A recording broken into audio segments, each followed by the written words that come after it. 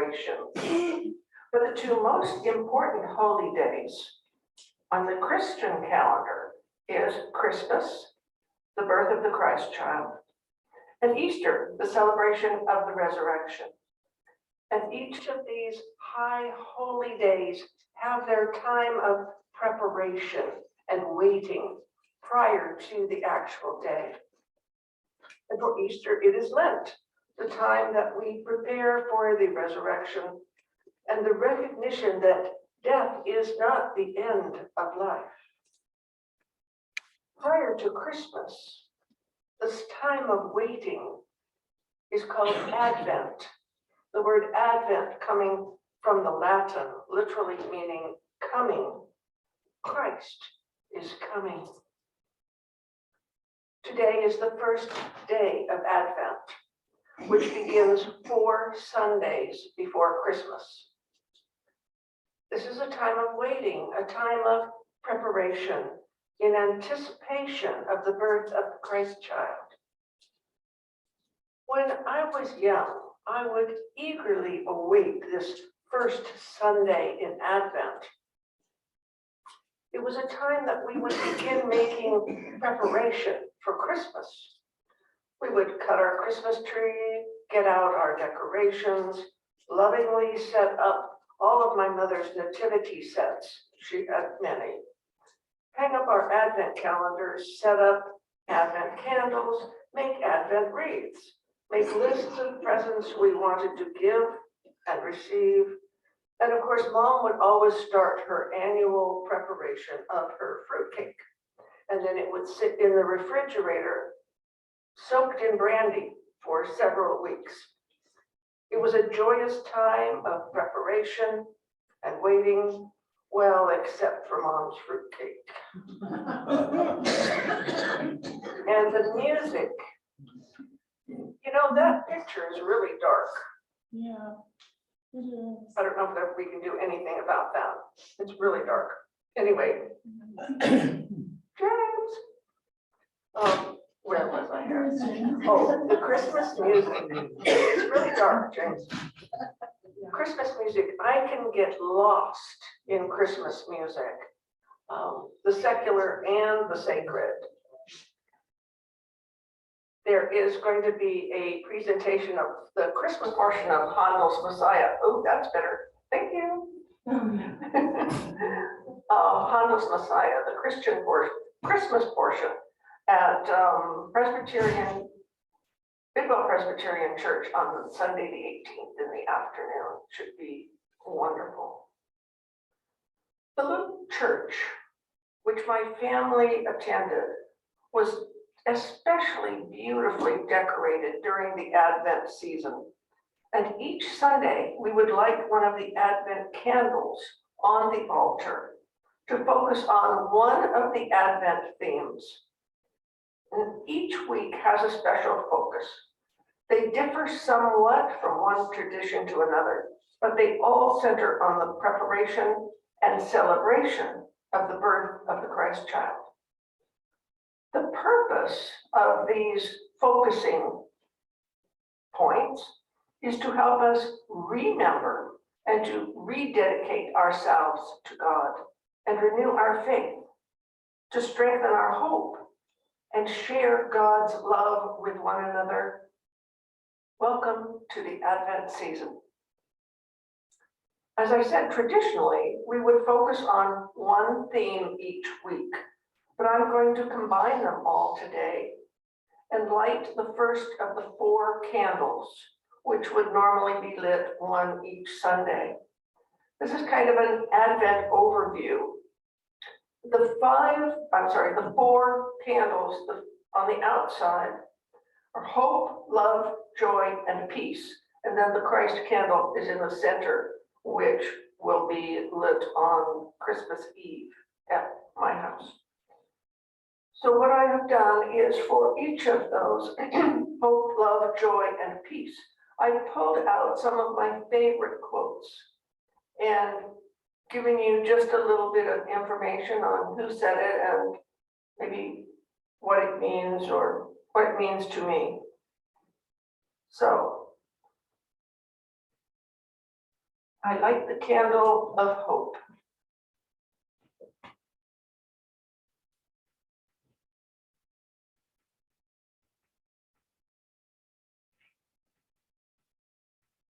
Should have pre-lit these. I want hope here. There's not another lighter. It's, yeah, I'm gonna try the other lighter.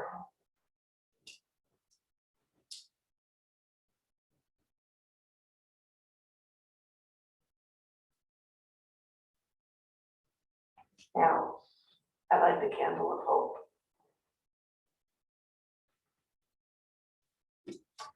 Archbishop Desmond Tutu said, "Hope is being able to see that there is light despite all of the darkness." Archbishop Tutu was born in 1931 in South Africa and just passed from this life last year. He was an Anglican bishop and theologian, known for his work as an anti-apartheid and human rights activist. He was the first Black African to hold the position of Bishop of Johannesburg and then Archbishop of Cape Town. If anyone knows about hope, it is Archbishop Tutu. In a time of great turmoil in South Africa, he held hope for all of the people of his country as he stressed a nonviolent approach to political change and the challenges that brought. I think we all are aware that there has been a long history of violence and hatred in South Africa. But he showed that we can triumph over history. He did not embrace resentment or vengeance as apartheid fell. Instead, he set his nation on a profound path of forgiveness and freedom. To Archbishop Tutu, forgiveness and reconciliation were the only truly viable alternatives to revenge, retribution, and reprisal. In 2014, he wrote a book with his daughter, who is also an Episcopal priest, called The Book of Forgiving. I love this book, and I have found it to be one of the most powerful writings on forgiveness and the healing which forgiveness brings. This book is a guide to finding a path for healing ourselves and the world. And in this healing, there is hope.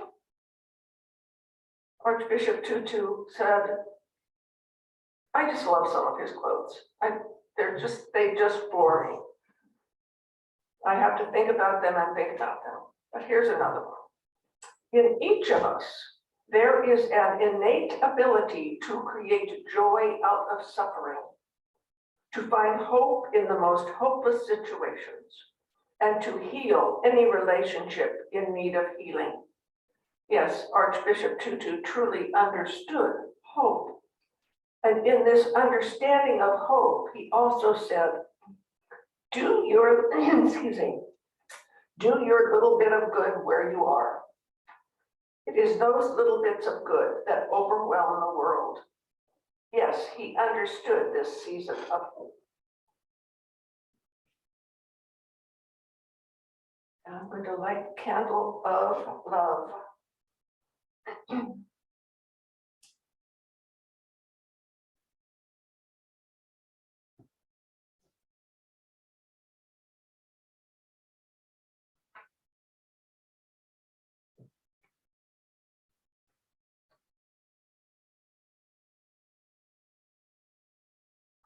Mother Teresa of Calcutta said, it is not how much we do, but how much love we put in the doing. It is not how much we give, but how much love we put in the giving. We can learn a lot about love from Mother Teresa. She was born in Albania in 1910 and passed from this life in 1997. In her youth, she was fascinated by the stories of missionaries. And by the age of 12, she knew that she would devote her life and committed to a religious practice. At the age of 18, she joined a Catholic order of sisters with the intent of becoming a missionary. At the age of 19, was sent to India. It was there in India in 1943 where she saw the Bengal famine that brought the death of 3 million people due to malnutrition and disease. And in 1946, she witnessed firsthand the effects of the Calcutta riots, politically driven riots, which killed 10,000 people in 4 days. And it was here in 1946 that she heard God's call to serve the poor of India. And in just 4 years, she founded the Missionaries of Charity, and Sister Teresa just became Mother Teresa. Mother Teresa ventured into the slums of Calcutta, where she tended to the poor and the hungry. Her religious community was based on helping the poorest of the poor. And eventually her order expanded to 133 countries. These congregations that she started, they manage homes for people who are dying of HIV, AIDS, leprosy, and tuberculosis. There are soup kitchens, dispensaries, mobile clinics, children and family counseling groups, as well as orphanages. She wrote in her diary that her first year was fraught with difficulty. With no income, she begged for food and supplies and experienced doubt and loneliness and temptation to return to the comfort of convent life. If you believe convents are comfortable, we need to look into convent life. It's not comfortable. So you imagine how uncomfortable her life was at that point. She knew, though, that she was called to a higher calling. And she dedicated herself, and these are her words, to the care for the hungry, the naked, the homeless, the crippled, the blind, the lepers, all those people who feel unwanted, unloved, uncared for. She had unspoken doubts, which we only know of today through the publishing of her journals and diaries. And at times she even expressed doubt about God's existence. And she had a real problem with her own faith. But through that doubt, through that pain, through the trials and tribulations, she loved. She loved and cared for the least of us, the hungry, the naked, the homeless, the crippled. Her life was an embodiment of love for all of humanity.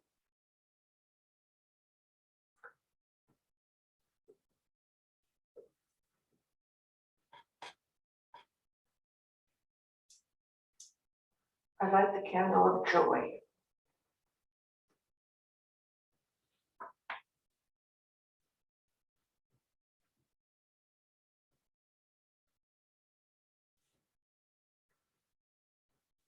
Joy does not simply happen to us. We have to choose joy and keep choosing it every day. These are the words of Henry Nouwen, born in 1932. He passed in 1996. He was a Dutch Catholic priest, professor, writer, and theologian. His interests were rooted in psychology, pastoral ministry, spirituality, and community. He said of his many articles and books, I think he wrote 39 books, if I remember correctly, I wanted to know how we could integrate the life of Christ into our daily concerns. I was always trying to articulate what I was dealing with. I thought that if it was very deep, it might also be something other people were struggling with. It was based on the idea that what is most personal might be the most universal. I find that so compelling. The most personal would be the most universal. We all struggle with the same things. One of his major ongoing themes involved his struggle to reconcile his depression with his Christian faith. He said, to pray, that is, to listen to the voice of the one who calls us the beloved, is to learn that that voice excludes no one. Where I dwell, God dwells. God dwells with me, and where God dwells with me, I find my sisters and brothers. And so intimacy with God and solidarity with all people are two aspects of dwelling in the present moment that can never be separated. Intimacy with God and solidarity with all people. He was an amazing man. Through depression, through doubt, he wrote, joy does not simply happen to us. We have to choose joy and keep choosing it every day. And he lived that idea of choosing joy.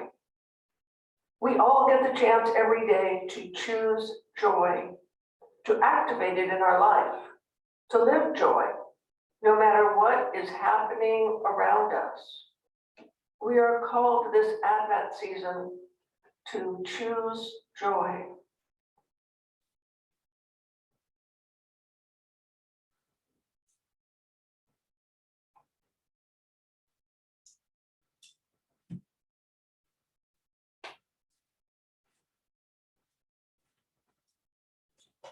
I light the candle of peace.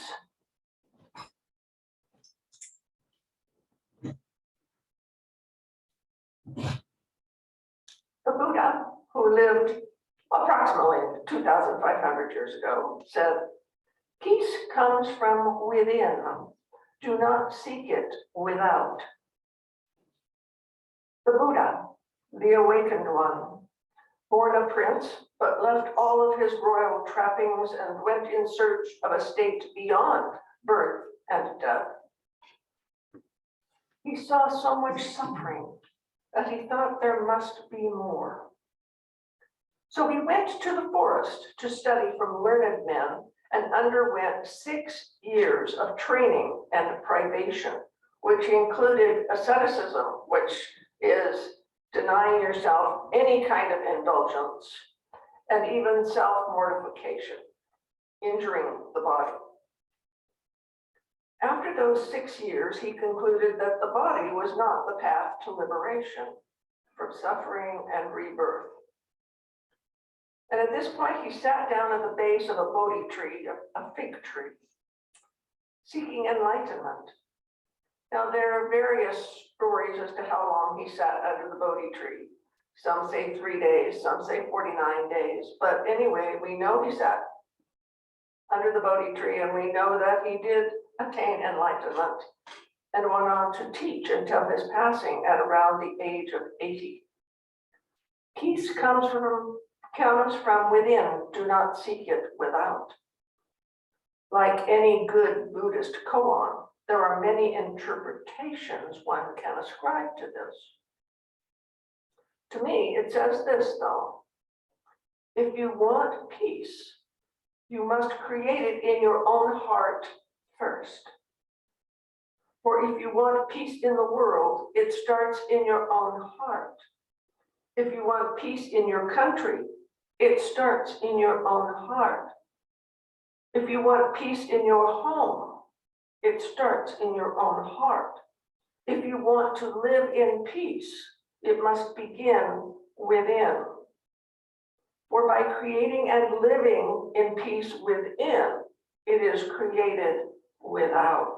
And we start to live in that peace. Peace is what we plant, nurture, and harvest. Peace starts within. On Christmas Eve, the Christ candle would be lit, for this is when we celebrate the birth of the Christ child in Bethlehem some 2,000 years ago. I look at that simple birth in a cave in the little town of Bethlehem, born to a young woman and her carpenter husband, a birth that has resonated down the ages. And I am in awe of what this represents. For this simple birth connects me to the Christ and the Christ consciousness and awareness of our very personal connection to and relationship with God. In recognition of this life, this birth, the death, the resurrection, I am aligning myself with Christ consciousness, for it is here where I transcend the physical and move into a personal relationship with God. This is a path of hope, love, joy, and peace, which brings me to a recognition of the omnipresent higher power that connects all beings of the universe. All that we need in order to experience this Christ consciousness, this birth of the Christ child to the world in our heart, is the will and capacity to receive it, and an open mind and dedication to a spiritual practice. This creates new ways of conscious thought where we grow in compassion, patience, tolerance, and love. Welcome to the Advent season. I wish you a joyous one. Namaste.